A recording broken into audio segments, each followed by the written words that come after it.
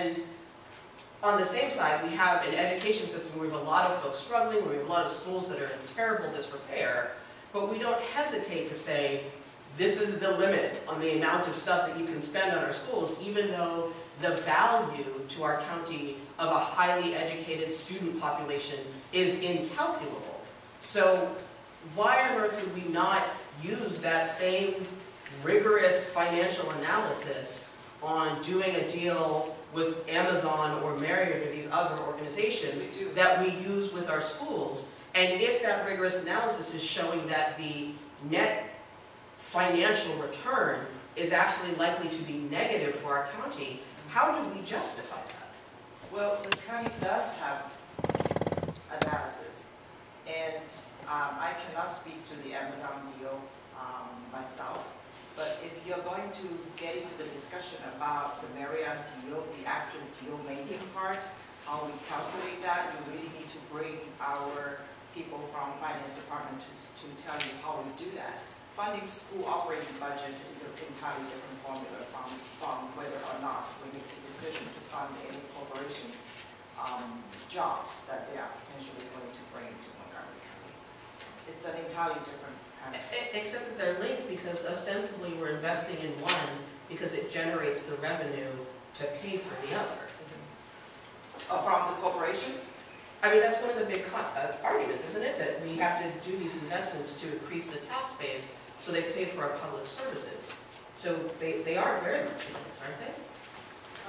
Yes, I'm not exactly following your...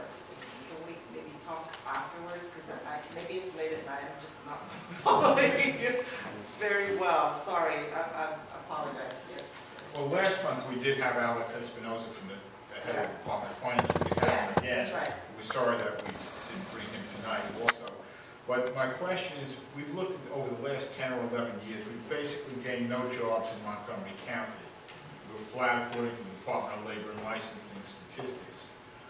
What are we doing to try to change the education system or anything else to make it more friendly to businesses? I mean, we still teach geometry and trigonometry that have almost no use in the public school system, yet we don't teach coding and other things that most employers want.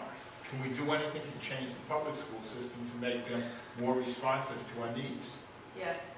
I think we need to, this is a critical need in my mind, and thanks for asking that question. I think that right now Montgomery County has a bifurcated economy. We have a lot of high-income people, but the fastest growing jobs are low-income jobs, which is very unhealthy, and that's why a lot of people can't afford to live in the county. And we have such shortage of service jobs that are not being filled. So one of the things related to the school system is we need to expand the curriculum to introduce our kids early on, maybe starting middle school, to vocational and technical or career and technical training. You know, something similar to the Thomas Edison school kind of thing. But there's only one school in Montgomery County that is systemically introducing our students to technical and career training, versus many other counties actually have more robust systems like that. You know, so we really need to look at what are the community's immediate needs and what are the industries that are actually growing, whether they are registered nurses, whether they are lab technicians. A lot of middle wage and middle skilled jobs are the ones that are missing from Montgomery County. This is a critical need for a wealthy community like the county. And it's also a tremendous opportunity. I think that's the area that the state and the county should partner together to do a much better job of. I just want to say I really appreciate your willingness to spend a special personal evening with us.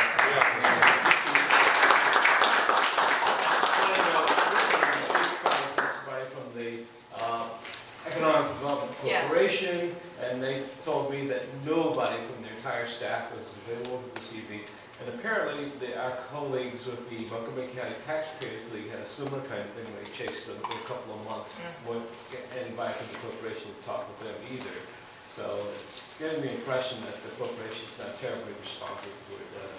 Well, I believe because David Petter is out of town traveling right now, I don't know if any of the staff feels comfortable talking about this on behalf of the corporate, but because I was involved in helping to build up the Right. partnership, I know at least what the intention is, Yeah. what they focus on. They actually focus on business development, marketing, but heavy lifting is actually up to the county government, you know. Also, it's like one thing that was striking me with the Amazon bids is that Northern Virginia, Fairfax and Loudoun County did a joint bid, and Alexander Arlington also did a joint bid. So trying to, sort of join their resources and all to do something that's recognizing kind of these things instead of going it alone. We tried. Trust me, we tried. Okay, well, one of the agency directors has told me that, quite frankly, Montgomery County is known in the region as Fortress Montgomery. We don't play well with anybody. That's not true. Ike Leggett, he plays well with everybody. He even tried to play well on this Amazon bid with Northern Virginia, and they actually were not in the mood to do that. Okay. So no truth to the Washington Business Journal piece of 2 weeks ago that there's a joint letter that's been issued by the 3 jurisdictions to Amazon associated with the I thought second it was round? initiated by RFPs. COG, right? Was that initiated by COG? But By Council of obviously Governments? necessarily involved all 3 jurisdictions. So it's true? There was a letter by COG, the Council of Governments. Right. There was a letter by COG to Amazon, basically said that it will be great for the region, and we are willing to collaborate to make. I think Well, and natural divvy funding the is deal a up result 3 of ways. collaboration. Right. Talk about divvying up the deal 3 ways. Oh, it did not get to that level. Yeah. As far as I know, yeah. Okay. We were even competing with Baltimore, as you recall, Port Covington, which the governor backed until we won the short list, and then he said, okay, whatever you want. But before that, he was actually backing Port Covington. That's a terrible deal. Port Covington. Don't get me Well, started on that. Anyway, Yeah. if you want to know more, I only spoke in concept. Sure, And if I you understand. wanted to know more about that, you should have get people who were actually involved in the deal making part, like the finance people or whoever. And I did not have the final proposal, so I just want you to know that, you should have further conversation if that's what you want. Okay. All right. Thank I'm you so sorry I much. have to leave. I'm Thank you.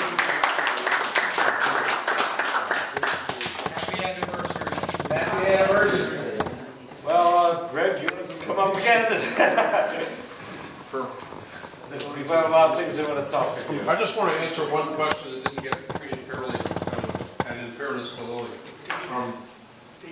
When you do break-even analysis, or fiscal, cost-benefit analysis, it's really important that you compare apples to apples, and that's what doesn't happen sometimes.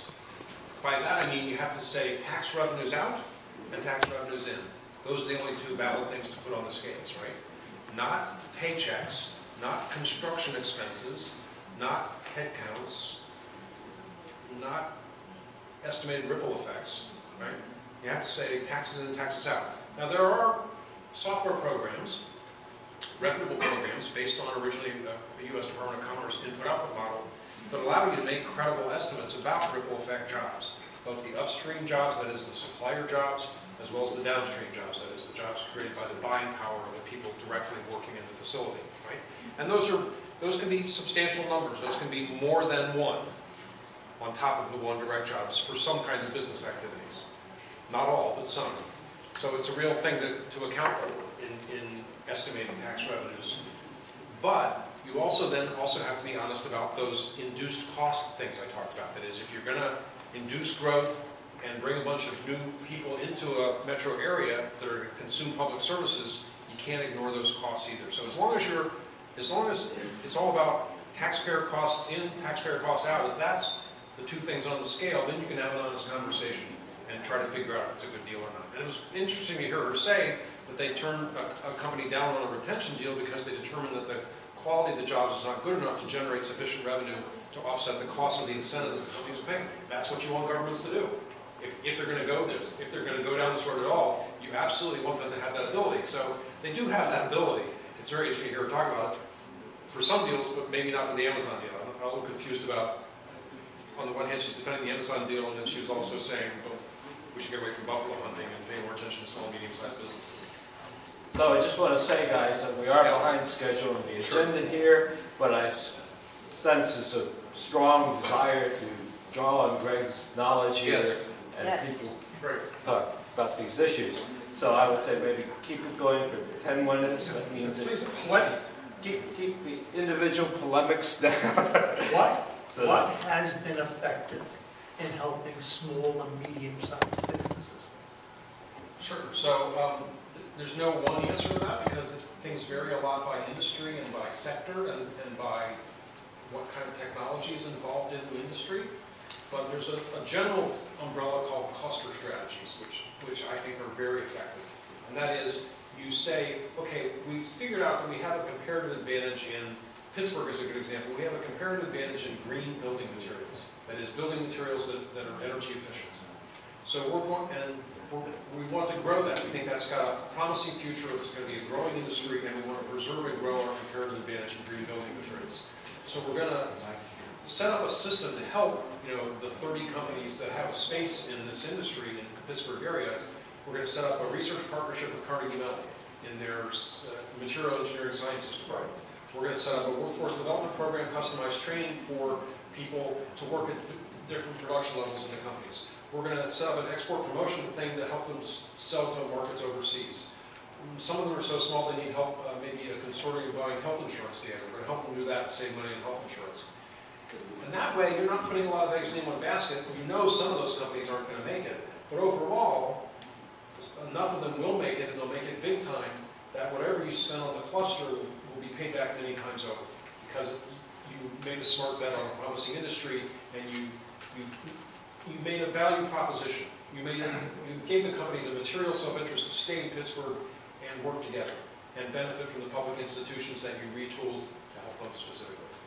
Please. Yeah.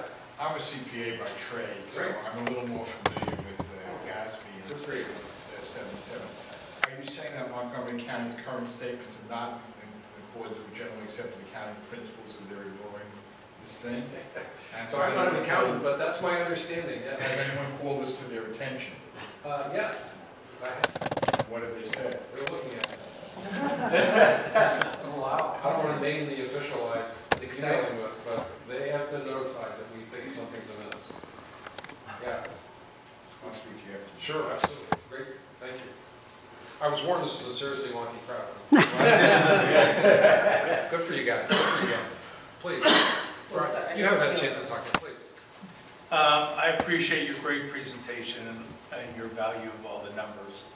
I was a sports writer for a long time for the Washington Post, and I understand the value of being a major league city, where it's a money loser for the public in all 32 cities. Yep.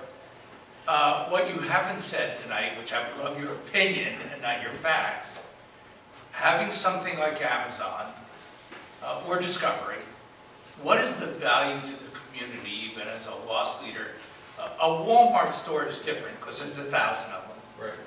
Amazon headquarters or Discovery headquarters, it really does trickle many ways. Beyond the numbers you showed, is it worth it sometimes?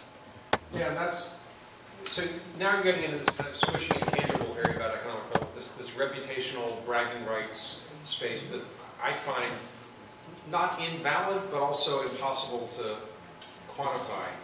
And again, fragile for all the reasons that Jim laid out about who knows what the next, I mean, even Bezos admits he's going to get disrupted at some point, right?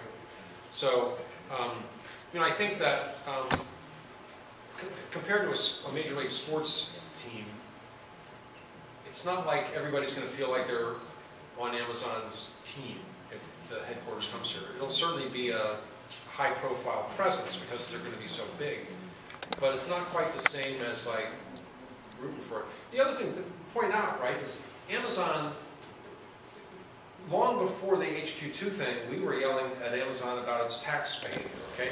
Let's just review the history. This is a company that made its money avoiding taxes, right?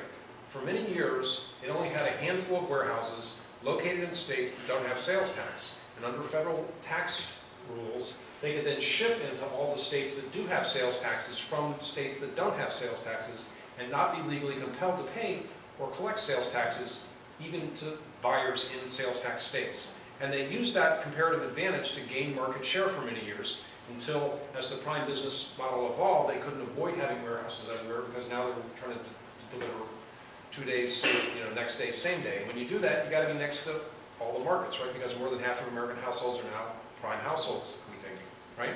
So then they realized they could get paid to build these warehouses everywhere. And they were playing chicken. They were breaking the rules in some states by locating and in the state and still not collecting sales taxes.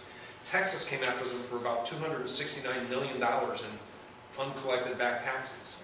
And they settled with Texas by saying, okay, we'll start collecting sales taxes, but we'd like you to pay us to build 3 warehouses in the state. And that was the deal. They gave them a pass on 269, and they gave them incentives to build some warehouses next to their 3 biggest cities. Like, what's wrong with this picture? So we're saying, and it's the same thing we used to say to public officials about Walmart. This is a predatory business model. They're growing at the expense of other retailers. You and I don't have more money to spend because we have another place to shop or another way to shop. Right? 5 minutes. Please. So. Yeah, I'll just comment on that. That seems, I have, on one hand, lots of sympathy for them, but we have such a screwed up system of taxes in this country. Because at the end of the day, if Amazon weren't collecting sales taxes, legally there is the obligation of the purchaser to pay use taxes, and we know nobody does it. Okay, so until we actually have some nationalised system which says, right, there is this level of taxes and you have, and this is what it should be. It's clearly totally unreasonable to expect them to collect taxes and say, oh, wait, it's 50 states, but there aren't just 50 states, because there's all the difference in the jurisdictions of the counties, the stuff that, sometimes children's clothing is exempt from tax in some states and not in others. So, software handles all that. Look, so Amazon started collecting sales tax on all its direct sales in all 46 states with sales taxes as of April 1 of last year. They caved on 16 or 17 more states on that in the first quarter of 2017, because they're now building warehouses everywhere and they didn't want to ship stuff in. But they're still not collecting sales taxes on third-party sales, which are about 46% of their sales. So it's still a lot of uncollected sales taxes happening, billions. And uncollected use taxes. Yep. By individuals. Yep. Yeah, So, and exactly. Right. Shared blames. Yes, no, that's right. That's right. And it's called the Streamlined Sales Tax Project. And the software exists, and we could have been over this issue 10 years ago. And we should have been. Please. I have a question also about the jobs and the kind of the quality of jobs that are coming with Amazon, because everyone's talking about these like $50,000, $100,000 jobs. Right. And you already talked about the fact that most of that is unlikely to be local hiring. But I mean, do you have any analysis of like what are the actual jobs that go into an Amazon HQ2? Because I'm assuming not everyone who works in that facility is getting paid $100,000. No, I had security guards and janitors, I'm thinking. That's right. But there'll be other people making more, right? We know that if you look at the median,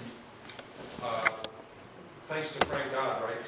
Dodd-Frank, rather, for the first time now, in 10 case, companies must disclose the median pay of their employees. Amazon's median pay, $28,400. Facebook median pay, $214, I think the number was. Median pay Google, $140 something or $150 something, right? Because they don't have warehouses, right? The median paycheck at a warehouse is a warehouse picker, whereas for Facebook or Google, it's a code writer, it's a software engineer.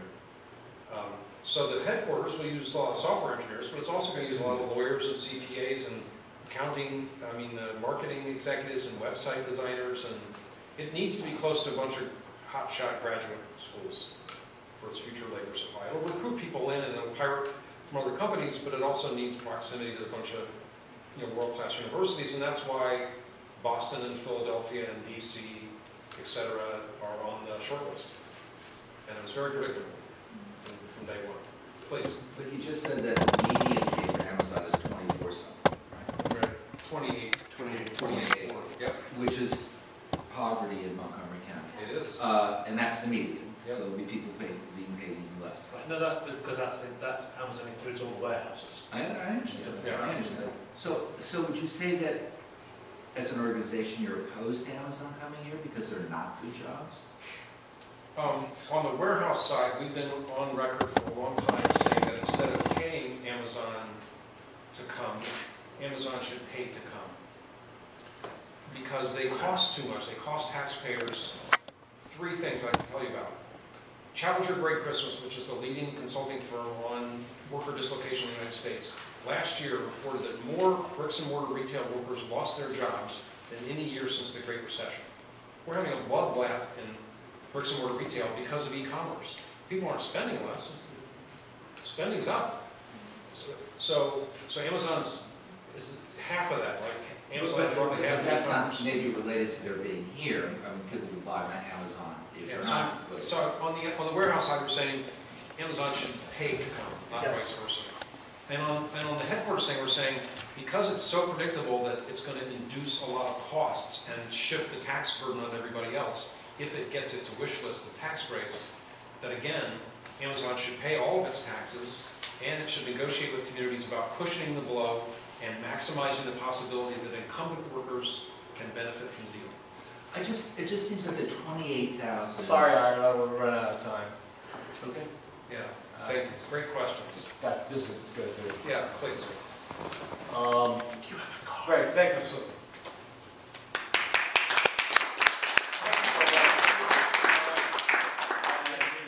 as a county resident, you're welcome back. Okay. Oh, thank you. We should just have an open session. Yeah. Have a Greg night, huh? Well, maybe we should invite Greg to a meeting of the Public Finance Committee. Yeah. Executive committee. Whatever makes sense. Crosses some lines. I just want to raise the Minneapolis, St. Paul, the Twin Cities. They have an arrangement up there. I forget what, it's been a while, but they realized that it was counterproductive of jurisdictions trying to steal companies from each other. So the state legislature stepped in, and so they set up this special apparatus. And so when a new corporation comes into the metro area, the tax increase or benefits from that new company, half of it is shared across the region and half goes to the jurisdiction that they're moving into. The idea was to stop this cross-border stealing and competition and silliness. I'm sorry to puncture your story, but we actually did a study showing that the Weaver Act, it's called, from 1974, is an abject failure. Yeah. For several reasons, but there are better systems in the Detroit and Denver metro areas that we like a lot. Okay. So there are systems out there, it's just not the Twin Cities. Yeah, so you don't have neighbors spending money against each other doing stupid things. Right. It can be done. Yeah. We can get there. Okay. There are precedents. Yeah, and there are alternatives. Okay, thank you very much. We appreciate your expertise. Okay, as far as the committee reports, we have a resolution coming out of education, I believe. Yes. The school system has ignored our follow-up MPAA request, Maryland Public Information Act request.